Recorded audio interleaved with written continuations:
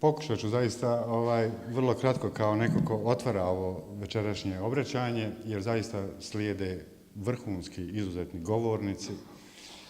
Nisam spremio govor jer posljednjih 10 godina, ali intenzivno jako u posljednjih mjesec dana, prelazimo stotine kilometara, stojimo na ulicama gradova raznih po Bosni i Hercegovini i pokušavamo da probudimo, da podsjetimo ljude šta je to biti Bosanac i Hercegovac. Da podsjetimo ih da ovo što sada živimo, ovo vrijeme i retorika u kojoj se želi prikazati kako su Srbi protiv Bošnjaka, Bošnjaci protiv Hrvata, Hrvati protiv Srba i Bošnjaka, to nije Bosna i Hercegovina. Bosna i Hercegovina je zemlja u kojoj su svi ovi nabrojani vaši sugrađani. To smo mi. I Srbi, i Hrvati, i Bošnjaci, i ostali. Pokušavamo ih podsjetiti na to, a nekad, znate, treba, možda se dogodi čovjeku, pa ga neki drugi ljudi podsjete na to šta je on zapravo. I ja ću vam ovako, pošto evo sada improviziram totalno, ispričati jednu priču. Malu ljetos sa suprugom putujemo na more malo Pelješac i vozimo, ide ispred nas neki mali automobil koji iz nekih neobjašnjivih razloga vrlo su sporo vozili sve. Odjednom skrene s ceste u provaliju jedno 5 metara samo tu. I naravno, ja stanem, izađem, izlaze dvoje ljudi iz auta, imaju sigurno 75-80 godina.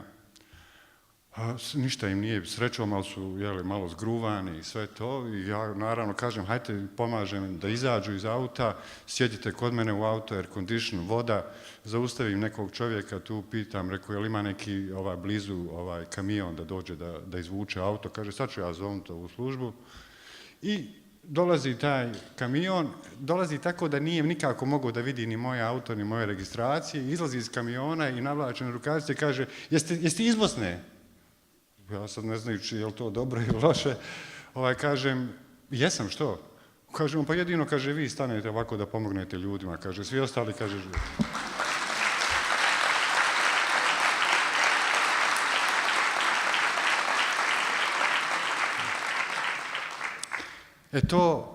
to je Bosna i Hercegovina.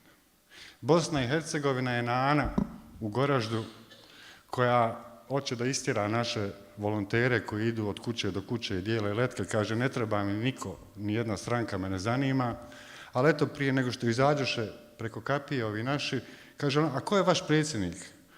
Kaže, oni, pa Predrag Kojović. A onaj, kaže, s kosom. Ajte, kaže, nazad, za njega ću ja, kaže, glasat, on je moj, kaže čovjek.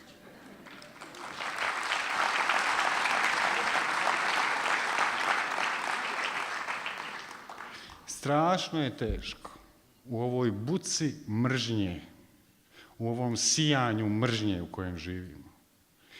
I strašna je hrabrost, ja kažem, to je najveća hrabrost na koju se usudila naša stranka. Da u kampanji koja je obilježena mržnjom, mi idemo sa kampanjom ljubavi prema svim Bosancima i Hercegovcima, Srbima, Hrvatima, Bošnjacima, ostalima i pozivamo sve da zajedno počnemo raditi da nam svima bude bolje. Nema veće hrabrosti od ići s takvom porukom u ovakva vremena i u ovakvom okruženju, ali to je upravo ono što mi radimo. I ako su moje procjene tačne, 8. oktobra mnogi će biti šokirani da ovaj rast o kome je govorio Mirsad će biti toliki da će zaista svi biti šokirani. I to će pokazati da je ova priča naša građanska Bosna i Hercegovina, ona za koju smo glasali na referendumu, država ravnopravnih naroda i građana, da je to naša opcija i da je naša pobjeda pred vratima.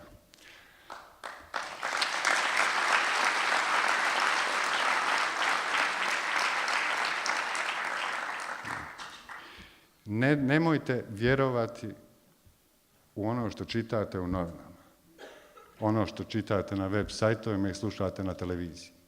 Jer kad to slušate i čitate, onda vam se čini kao da je ova zemlja ponovo na rubu rata. A život, a vjerujte, prošli smo i pješke i autom svaki pedalj ove zemlje. Nije tako. Nije tačno. ljudi, najveći dio njih, živi normalno, želi da sarađuje, želi da radi zajedno, zato što hoće da njima budu bolje i svjesni su da samo ako svima bude bolje, da će onda i njima biti bolje. Ne može u ovoj zemlji biti bolje Srbima ako nije dobro Bošnjacima i Hrvatima i obrnuto. I to je ono što mi hoćemo. Za kraj ću vam samo malo želio da kažem koju riječ o našim ljudima ovdje iz Gračanice. Gračanica je, evo sam da se gospodin javi na telefonu.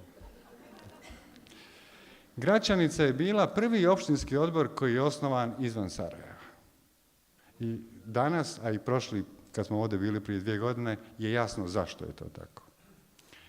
Neki kasniji govornici će vam malo više govoriti o tome. Ali ja bih htio da iskoristim priču o jednom izuzetnom čovjeku koga sam upoznao ovdje i s kojim od tada radimo zajedno, o Amiru Hasičeviću.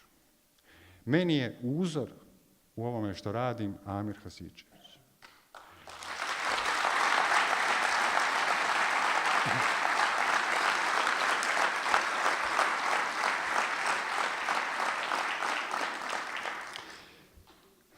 Ono što je Bosni trebalo 1992. on je uradio. Uzeo pušku i u farmerkama krenuo da je brani. Kad je završio rat, otišao u školu, doktorirao ekonomiju, branio je Bosnu i Hercegovinu znanjem. Sada je brani zapošljavajući ljude, vodeći nekoliko uspješnih firmi i političkim angažmanom u našoj stranci. Pogledajte, budite i vi kao Amir Hasičević. Ono što Bosni i Hercegovini u ovom trenutku treba su vaši glasovi za našu stranku.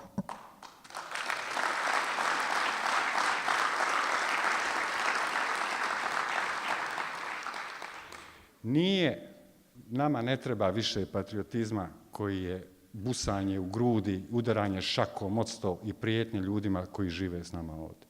Nama treba Bosna i Hercegovina kakvu Amir Hasičević gradi svaki dan u svom životu. I zato sam strašno ponosan, Amire, da čovjek kao ti je prepoznao našu stranku kao političku opciju koju želi da se angažuje i da bude njen kandidat.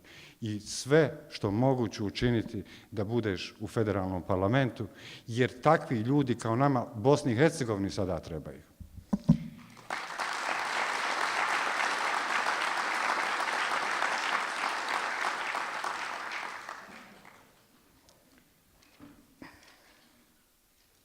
Ne znam, sad čekam da vi počnete ponovo pljeskati pa da ja kažem hvala i da se raziđemo.